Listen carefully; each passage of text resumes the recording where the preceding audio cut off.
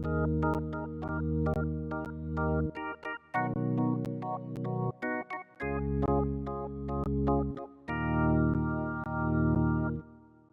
to the Alberta Freemason podcast for the Weekend Without Titles. The theme of today's podcast is the traveling man visiting, which is apropos for this weekend since everybody pretty much traveled to get here.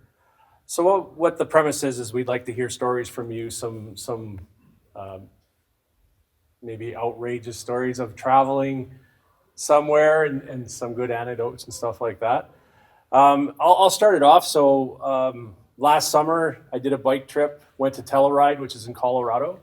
Ended up seeing this big square and compass on the top of this building. Went to the building, and it was a Home Hardware.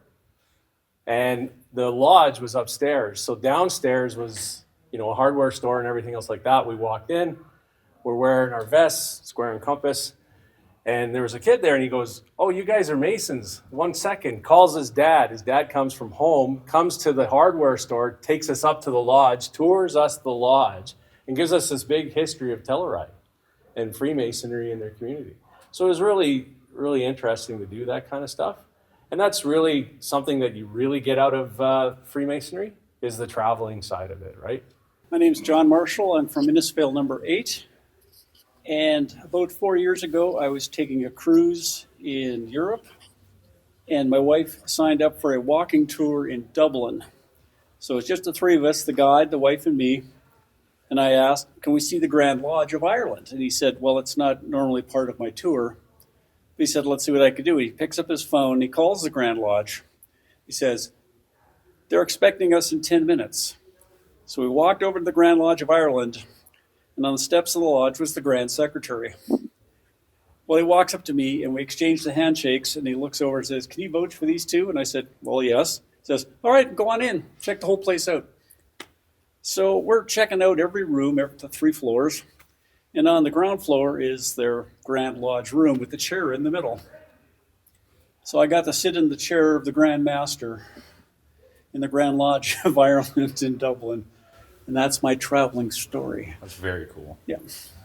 Jeremy Belbeck from Wetaskiwin Lodge 15. It was about 10 years ago. I ended up down in Cuba, of all places, and took the kids to the pool. And while I was getting them something to drink, the lifeguard came over, and he was kind of eyeballing me a little bit. And I was watching him because, who's this weird guy that's standing over with my kids? And he blew up their floaties and got them in the pool. When I got back to the side where he was, he kind of looked around a little bit and sheepishly said, "Are you a Mason?" And in Cuba, I don't know if it's safe to be one down there. So I said, "Well, why do you ask?" He said, "In your tattoo on your back, I recognize some of the symbols." I'm like, "Okay, well then, yeah, I am." He's like, "Oh, good." He goes, "Because the bartender you were just talking to is one, and the manager for the resort is one, and there's another guy here that's one as well." He goes, "We have a meeting in 3 days. Would you be interested in going? We'll set you up with the ride to town and everything else." So, yeah, I think I would. And he goes, I said, "But I don't have a suit." He said, "Don't worry about it. We'll get you looked after." So they found me a suit to wear. They found me a ride to town. And on the way in, we're driving along. This guy is not a Mason that's driving me.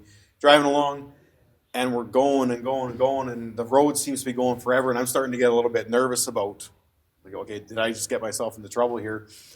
Driving along, and all of a sudden he just turns off the road and in through a set of trees while I'm searching his car for a pen so I can start stabbing my way out of the situation I got myself in.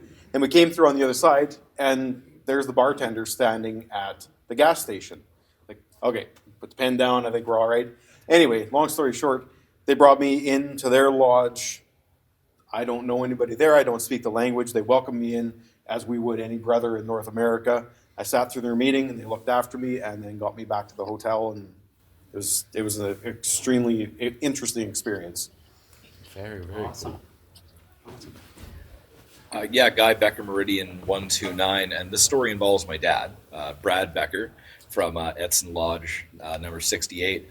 We were down in Mexico about 2 years ago, and we were in Mazatlan. And what do you do when you go to Mazatlan, you go to Mexico? You buy silver, of course, because they're known for their silver in Mexico. And they also have a number of jewelry stores that have Masonic rings. So we went to a jewelry store in downtown Mazatlan, and my dad wanted a silver ring.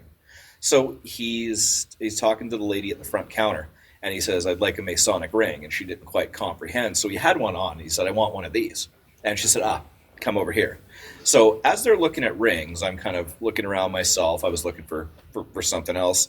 And I look over, and this lady's kind of like pulling down the back of her shirt. And I'm like, oh, Dad, what are you gotten yourself into? And she was actually showing him the square and compass that she had on her back, because she was a Mason. And I was like, it's in North America, of course, we're a fraternity, but it was just a reminder that in other parts of the world there are women Masons as well. In 2014, I went to Maui, and I'm crossing the parking lot, and there's a car drives past. And I'm thinking, God, that looks like Dave McCann. Another fellow Mason in Edmonton. I'm thinking, no possible way, not here. So, but I go inside, and sure enough, all of a sudden, in a few minutes, in walks Dave McCann. So since then, we've been Maui buddies. Just the fact that another Ed Mason could be there at the same time, just coincidentally, that was amazing. Then before they'll accept you, they have to investigate you. So you go in the sweat lodge. You're in the unair conditioned office, and of course, being a Canadian Rite Mason, they ask for the sign of the third degree. As I come up to ready to do the penal sign, all of a sudden, all I saw was the true sign of horror. That they absolutely did not recognize what I was doing until I gave the penal sign. And all of a sudden, they're okay. This guy is a real Mason. But for a second, I did see the sign of horror. So. But ever since then, I've been welcomed into the lodge at Maui. Amazing experience.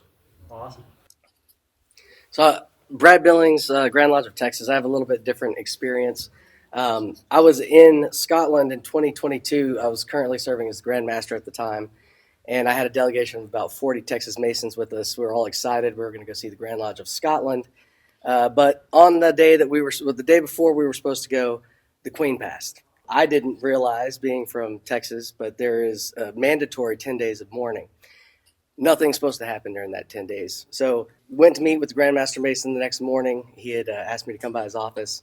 And before we did anything, we exchanged pleasantries, but before we really did anything, he said, we're going to do a toast to the Queen. And I thought that was just so cool in that moment. Grandmaster Mason Ramsey, who's ironically now the Grandmaster again, and I sharing a dram of the Queen's Scotch in his office in Edinburgh, a moment in time that I just could never forget.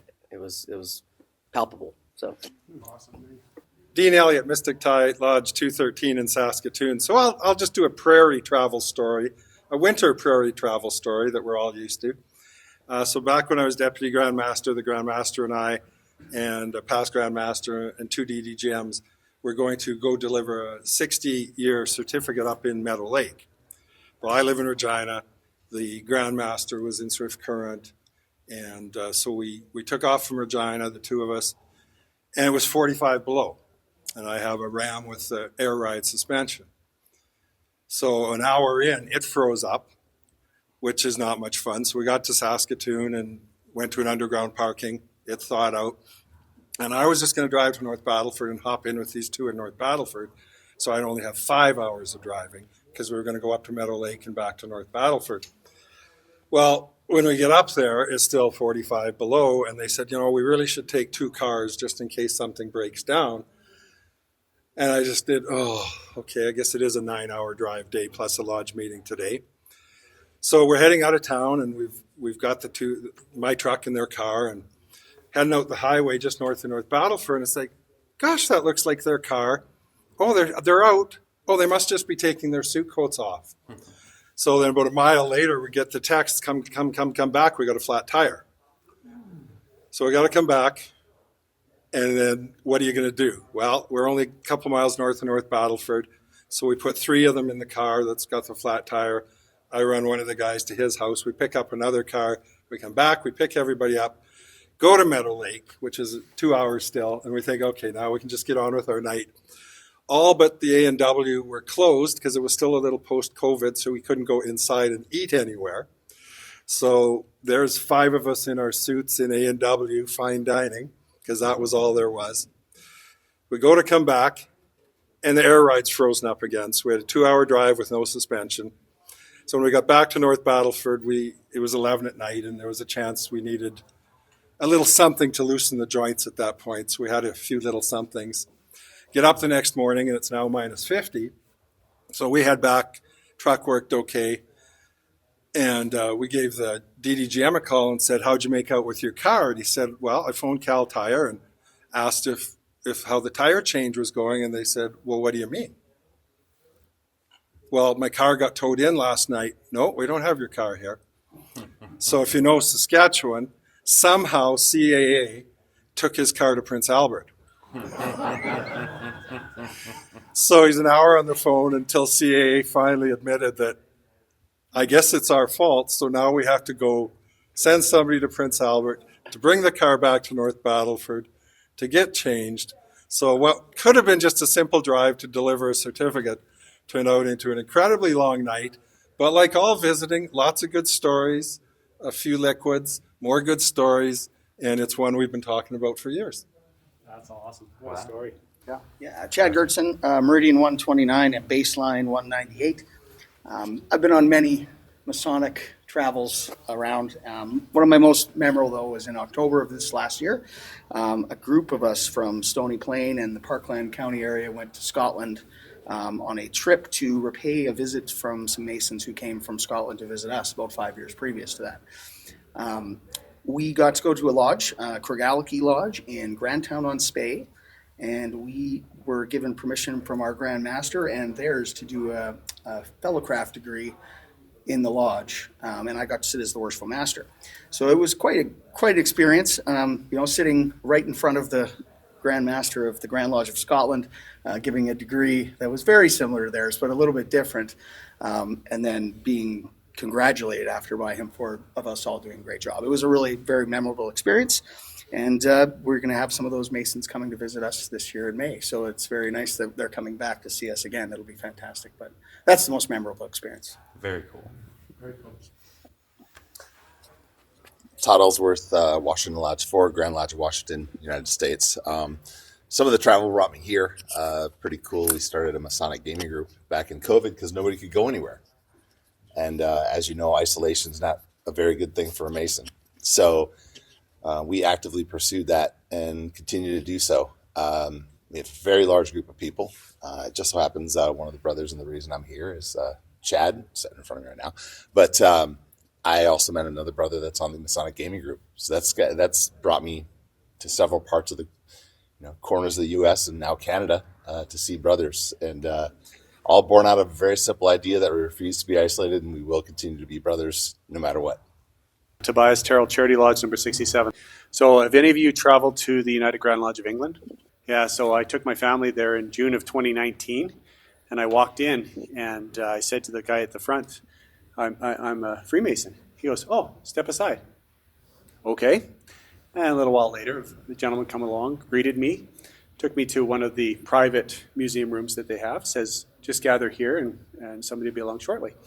So before I know it, there's 5 or 6 people in there, and it just so happened that all of the men were Freemasons. What's really cool is they took us around, gave us a private tour. We get into the big ballroom, which, by the way, if you've never seen the set of doors on that big ballroom, it's absolutely outstanding. You can open and close that door with the touch of a child's finger. And so we walk in there, he's showing us all the gold, talking about the beautiful organ and all that kind of stuff. And he looks over at me and he says, have you ever traveled to the East? I said, yes, sir, I have. He says, please have a seat. So I got to sit in the Grand Master's chair.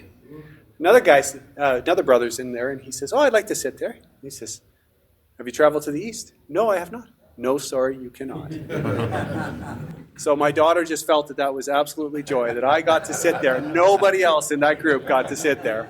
And it was just an awesome experience. So if you ever get a chance to go to the United Grand Lodge of England, I strongly recommend it.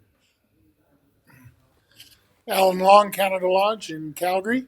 I've got 2 quick little ones. The first one was an experience that I had, and it was only a year after I was in the craft.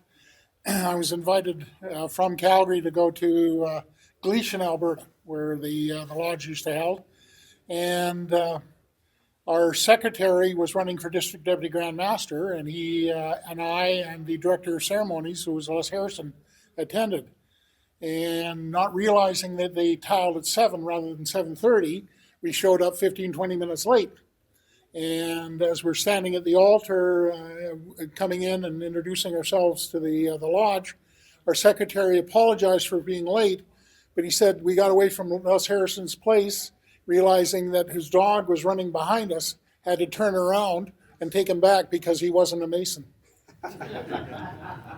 The second story is our lodge used to have a number of brethren that used to go on a boys' weekend with some of the members of St. Mark's. And they went to San Francisco on one of their boys' weekends, and we're in an outdoor patio having a beautiful day, having lunch. And the waiter came up and was of Middle Eastern, Semitic type, features. And his name was Hiram on his name tag. So they chatted him up and asked him what his last name. His last name was Abiff. And they asked, "Are you a Freemason?" And he says, "A what?" Kind of ended the conversation. Martin Marshall, Commercial 81. Last fall, we got to go to Scotland, and being a good Mason, plus I was the master, I did my due diligence, went through Grand Lodge and had a secretary, and made contact with the lodge in Lawrenceston, the Thistle and Rose, and thinking it's here. Rural lodges typically are really quite small. There's not a lot of it, not a lot of people. They're shrinking, and they're doing a fellowcraft degree. And I thought this is awesome. And he says, but Kilwinning, Mother of Zero Lodge, is like 15 minutes from where you're going to be staying. Sort of, wouldn't you rather go there? Like most people who come to visit, go to the Mother of Scotland Lodge. I was like, oh, okay. And then he says, I got a website. So I organized, we did a tour, which is kind of a separate little piece. And I thought, but, I committed to this little rural lodge first. And so I'm going to go back to the little rural lodge and support them, right? And I arrived and I sent him a text, and the secretary offered to pick me up and drive me to the lodge, and so that I didn't have to worry about driving home. And I'm sort of talking about, support the rural lodge and little lodges, stuff like that. And he just looked at me and said, well, I think you might be surprised. And it was just kind of a went over my head comment. We get to lodge. They're visiting. They're doing a fellowcraft. There's 165 guys in lodge, in this little rural lodge in the middle of nowhere. I was master. I got to sit at the front and sit up in the east. And the most amazing piece of it all, I think, was 160 odd people I'd never met go to lodge, and by the time we'd gone for a drink afterwards, everybody felt like they knew me. People were buying, thanks for coming. It was great. It was like 160 brand new friends. And for me, the traveling over there, and we get to do a couple of different lodges, but that's what the traveling, it's like, every time you go someplace where you don't know anybody, you walk out with a whole handful of people that you've never met before, and basically they're just your new friends, right? It was awesome. Very cool. Jim Thompson, Avon Glen, 170. A couple of years ago, our Widow's Sons chapter attended a get-together in Cochrane, Alberta. And all the chapters of Alberta were there. It was the Unity Run. We have one every summer. And as we just got there on Friday afternoon, later in the afternoon, my phone rang, and I answered it, and it was one of my brethren from Avon Glen. And his father, who's also a member of Avon Glen, was stuck somewhere in the bowels of Saskatchewan, pardon me, to Saskatchewan, that's here. It was over 30 degrees. He was traveling from one little town to another for his work, and his motorcycle broke down. And the brother from Avon Glen called me and said, is there anything you can do? Now, his father, although we rode a motorcycle, was not a member of the Widow's Sons. But I talked to, I think, one or two people at the time. we made one phone call to the president of one of the chapters in Saskatchewan, one of the chapters of Widow Sons, and he was out where our brother was within a half an hour, had his motorcycle fixed, and had him on his way, which was amazing because the Harley-Davidson dealerships didn't want to have anything to do with him at 5 o'clock on a Friday afternoon. And there wasn't anything that he could do. But it didn't matter where we traveled, whether we were in Cochrane, whether we were in Edmonton, whether he was someplace in southern Saskatchewan, it all came together and it all worked. So traveling was great. John Hayes from Highlands Unity. I had an interesting, I was kind of naive because I was a brand new Mason. And so this is about more than 20 years ago. And I was traveling in London with a friend. And so we went on a tour of Freemasons Hall. And he's not a Mason, but we did the public tour, and in the process, I mentioned that I was a Freemason, and they said, "Well, would you like to visit Lodge?" And I said, "As a matter of fact, yes." And I've brought all the paperwork I need, and so I gave them the paperwork, and they said, "Come back at about 3:45. We'll arrange it for you." So at 3:45, I show up in my suit, and they say, "Just wait out here," and they have this little office down the front. And about 5 minutes later, this a little man in a suit comes and sits next to me, and we end up talking. "Yes, my name's Edward," and we ended up chatting for 25 minutes. And the secretary for the hall comes out and says, "Your Majesty," and obviously not talking to me, "we have arranged you to go into," and they name some lodge with a number with one digit or maybe two. And he says, "Oh no, I'm going to attend whatever lodge you've arranged with my young friend John here." And I'm like, okay. So we end up going into a lodge with a number in the 4,000 or 5,000s. And turns out that Edward was the Grand Master, and he was in London for the the session the next day. This is a Wednesday. They met on the Thursday. We'd end up chatting, and so we go up to this lodge. Grand Masters don't visit lodges with more than 3 numbers in them in Britain, apparently. We go up. They've never had anyone visit them like this. He says, "You go up. They're going to test you, and then I'll surprise them." So we go up there, and they test me, and I get most of the answers right, good enough for them to accept me. And then the fellow says, "We understood there was another person with you." And he comes around the corner, and they kind of fall over dead nearly because and he says, "No, we're going to sit in the north together, and we'll just watch." So this lodge goes on, and they had a first degree, and of course in England the master does almost all the work, and so he did all the work, and they were scared because the Grand Master was Ed was a really nice man, and just wanted to sit in lodge and not be feted by all the Grand Master is here, and he will go through all the ceremony. And it was really a kind of a nice moment. And we went to the festive board afterward, and they celebrated him there, but he wouldn't let him do it in lodge. Irwin Vines, Mosaic 176 in Calgary. Some of the older brethren may recall a brother by the name of Graham Humphrey, who was blinded at about 20 years old in a car accident before he became a Mason. But he used to travel, he and I traveled a fair bit extensively with his dog, who, as an aside, was the first female Mason in the Grand Lodge of Alberta. She was made a Mason on site by the Grand Master of the day, and she had a little Masonic apron she would wear to lodge. But on this particular occasion, we were traveling together to visit Carstairs Lodge, just north of Calgary. Calgarians may know there's a Crossfield Lodge that meets in Crossfield, and just nearby is a Carstairs Lodge that also meets in Crossfield. This particular occasion, I got confused, and we were traveling up to this lodge, and I went into Carstairs to find Carstairs Lodge, and I'm looking around, and finally I brightened up and realized that Carstairs meets in Crossfield. So we went back to Crossfield and arrived a few minutes late. When we entered the lodge, approached the altar, and I said to the Worshipful Master, "Worshipful Master, I apologize for our tardiness, but darn it, that's the last time I'm going to let Graham drive."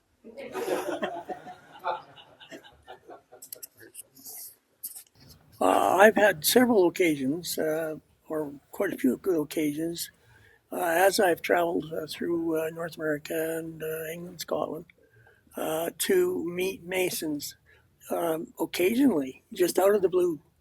And it's always amazed me that we were able to recognize each other that quickly. The one that sticks in my mind is that I was in Orlando, Florida, with my family, and they were off watching the dolphins, and I got hungry, so I went to order some food.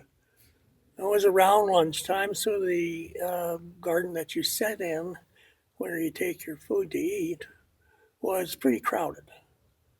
And I sat down at this one table that would accommodate 4 people. Now, I had 4 people in my family, but no sooner sat down than I saw this very elderly couple coming into the area.